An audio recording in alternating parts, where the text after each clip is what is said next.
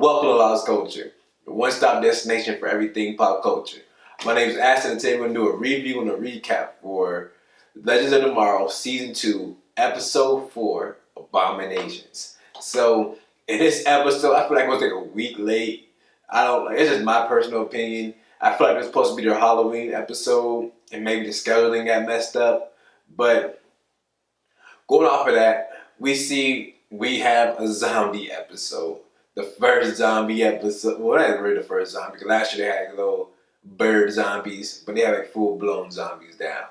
So this episode, we get to see they're in a time rift. Everybody just hanging out. And obviously Jackson and Stein are still listening to the message. We still don't get to hear the full message of what happened. We know it's some type of war that's going to go on.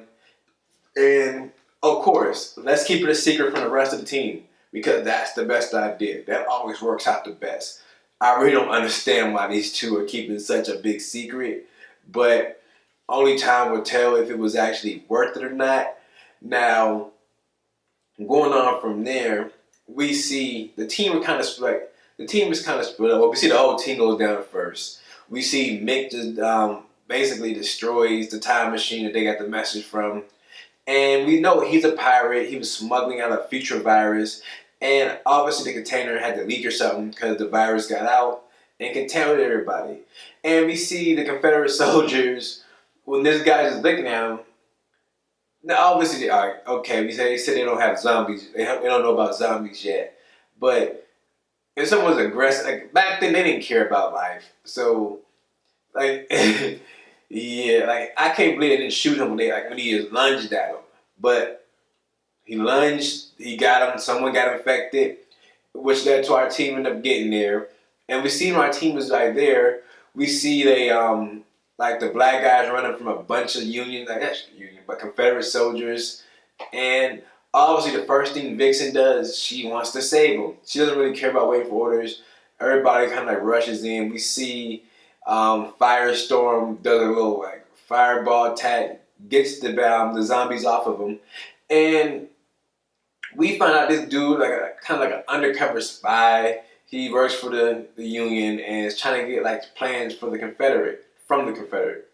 Now we see he ends up dying inside the action. We see he gets stabbed by one of the zombies, and through all this, it kind of like starts to spiral things out of control. We see when we get back to the time ship that if we don't fix this issue, that like the whole the USA is completely different. The Confederate is basically not part of the Union, and it's all bad. And that happens. We see Jackson steps up.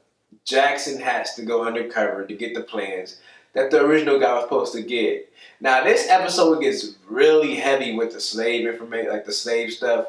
I never really expected Legends to go there, but honestly, I really didn't expect any of the DC shows to go there. But we see that Legends is there. We see Jackson, and Jackson actually shows a very high level of self-discipline in this era. Like, I don't know how he did it. I understand it's rough. Even once he was chained up and stuff, or once he was started treated like a slave, it really sunk in. Cause we see when we see the original female slave getting whipped, Vixen wants to intervene, and Jackson look, we can't do that. It's gonna mess up history. But once he's in this environment long enough, we see Jackson does not care. This is the worst part. This is what we need to fix right here. We have the power to fix things. This is what we need to fix at this moment. And maybe he didn't do a big dent in slavery, but he did his part in that little piece right there. And he even told him look, things are going to get better. And I love the way they showed that's how. See how these guys are able to deal with every resiliency of the slaves. I love seeing that. It was cool to see that even though these slaves are being abused day in and day out, and they're seeing people being torn to fleshes, they were still able to cope with everything that was going on and have faith. And with Jackson coming to basically telling them, look, things are going to get better. He basically gave him kind of like a hope. And they saw his hands like, oh, he's definitely not from, he definitely doesn't work the way we work. There's no way looking at his hands. And the biggest part is we see all this happened just because Jackson accidentally bumped into a woman. He apologized to her. Yes, he did grab her hand. That's a little much. I don't normally like grab hands when I apologize. But like, I didn't see it taking that much. He did bump into her. He didn't do like a forcefully way, but that happened. We see he turned his back on the slave master. So I don't know if he actually got beat, which I would have thought would have happened. He would have wanted to show a lesson. He would have beat him, but hey, yeah, they didn't go that far with it. They just chained him up. So going from there, we got our others like Ray. We got Ray who's sidelined this episode. He's in the ship, and we see his feelings is really hurt. Like obviously, he doesn't have his suit. He's trying to figure out what his new role is going to be for the team. He doesn't have a suit. He isn't like a superhero without his suit. Yes, he's still really smart, and he still wants to be a hero. So going on from there, we see it was sad. Like we see Ray is basically just packing sandwiches for everybody. I feel bad for when I see him pack. Like it was funny, but it was like, oh man, he went from being a hero to packing sandwiches. Damn. And going from there, we get to see him and Stein working together, and we see he's trying to like coach Stein through the situation. Like Stein had this era where like obviously anybody would be nervous if there's like a virus going around that turns people into zombies. But Stein is just like super irrational. He doesn't even want to say the word. And once Mick, like that's another thing too, when Mick is bitten. Mick is bit by a zombie and he doesn't even tell anybody. I understand when adrenaline's running, you don't really feel things. There's been cases where people have been like shot or even stabbed and didn't notice until they were like into a calm situation. So maybe he didn't realize he got bit, but I think he did say he got bit or something like that. I can't remember what he said, but he didn't alert anybody, but like Meg. But we see Ray comes up with a way to actually heal him, and the initial dosage does not work. Like it does not work.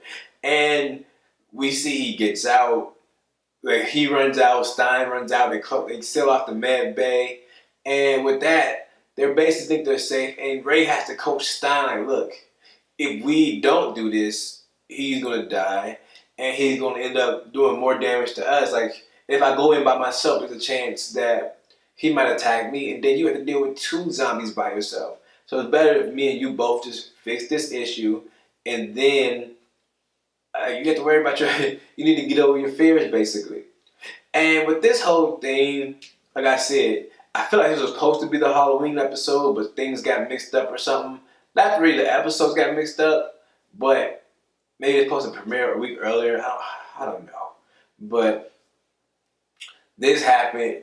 We see everything is like, and we see that, where was I at? Oh yeah, they're on the ship by themselves.